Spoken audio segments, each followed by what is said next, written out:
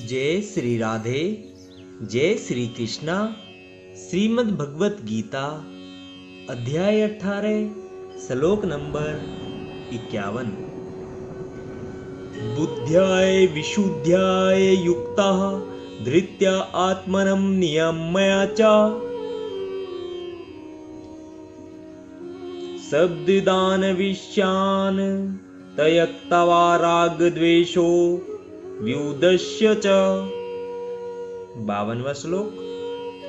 विविक्त सेवी लग्वासी यत् वाक् काय मानसः ध्यान योग परः नित्यं वैराग्यं समुपाश्रितः।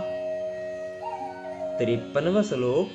अहंकारं बलं दर्पं कामं क्रोधं परिग्रहं विमुच्य निर्मम शांतः ब्रह्म भूयाय कल्पते।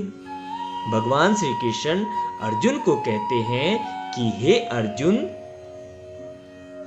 अपनी बुद्धि से शुद्ध होकर तथा धैर्य पूर्वक मन को वश में करते हुए इंद्रिय तृप्ति के विषयों का त्याग कर राग तथा द्वेष से मुक्त होकर जो व्यक्ति एकांत स्थान में वास करता है, जो थोड़ा खाता है, जो अपने शरीर मन तथा वाणी को वश में रखता है, जो सदैव समाधि में रहता है तथा पूर्णतया विरक्त, मिथ्या अहंकार, मिथ्या शक्ति, मिथ्या गर्व, काम, क्रोध तथा भौतिक वस्तुओं के संग्रह से मुक्त है, जो मिथ्या स्वामित्व की भावना से रहित तथा शांत है, वह निश्चय ही आत्म साक्षात्कार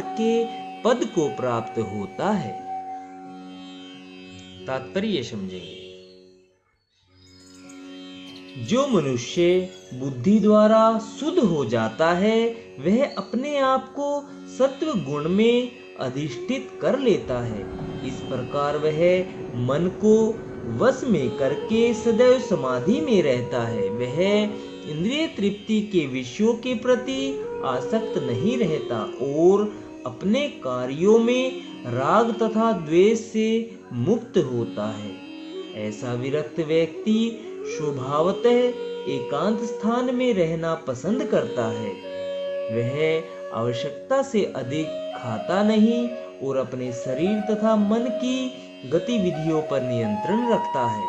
वह मिथ्या अहंकार से रहित होता है, क्योंकि वह अपने को शरीर नहीं समझता, न ही वह अनेक भौतिक वस्तुएं स्वीकार करके शरीर को स्थूल तथा बलवान बनाने की इच्छा करता है। क्योंकि वह देहात्म बुद्धि से रहित होता है, अतएव वह मिथ्या गर्व नहीं करता। भगवत कृपा से उसे जितना कुछ प्राप्त हो जाता है, उसी से वह संतुष्ट रहता है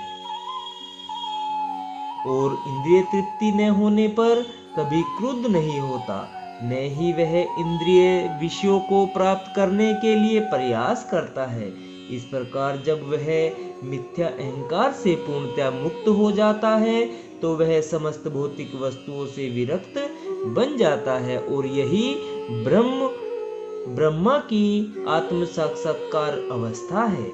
यह ब्रह्मभूत अवस्था कहलाती है। जब मनुष्य देहात्म बुद्धि से मुक्त हो जाता है, तो वह शांत हो जाता है और उसे उत्तेजित नहीं किया जा सकता। इसका वर्णन भगवत गीता में इस प्रकार हुआ है।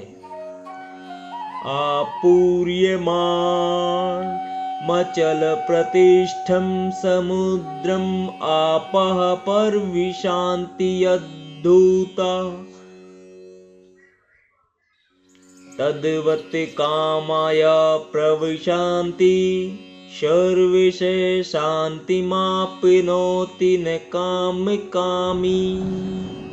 जो मनुष्य इच्छाओं के अनवर्त प्रवाह से विचलित नहीं होता, जिस प्रकार नदियों के जल के निरंतर प्रवेश करते रहने और सदा बढ़ते रहने पर भी समुद्र शांत रहता है, उसी तरह केवल वही शांति प्राप्त कर सकता है, वह नहीं जो ऐसी इच्छाओं की तुष्टि के लिए निरंतर उद्योग करता रहता है।